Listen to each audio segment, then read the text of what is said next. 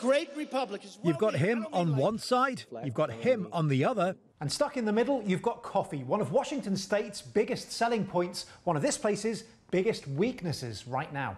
We roast coffee in Seattle, we send it across the border. And that's why. Think of coffee, think of Seattle, home to the world's most famous coffee house, and thousands of others. It's big business here. In about a year, we're going to lose about $250,000.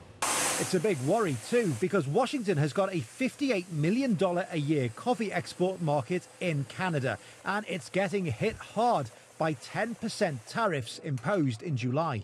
It is worrisome. Roasted coffee, that is, the stuff Emanuele manufactures and sends across the border. Our Canadian market is actually growing. Coffee comes in from all over the world. It is roasted and it goes out globally. China and Canada, two big markets, both pretty precarious now though. Emanuele may have to take drastic action. We do want to move some of our production maybe in Canada, become local, since we already have offices over there, but we do want to probably incorporate into Canada and become Canadian company also. With 2 years worth of fees that I would pay, I could open a small operation in Canada. But coffee is actually only part of this story. See, when you start adding in other Washington exports, everything from aluminum to concrete rods, that figure gets nearer to $630 million. Remember, right now as well, we're only talking about exports to Canada. You bring China, Mexico and Europe into this conversation, that figure approaches $6.2 billion worth of goods, meaning right now, Washington State is one of the most vulnerable in the country. The United States has picked fights with everyone.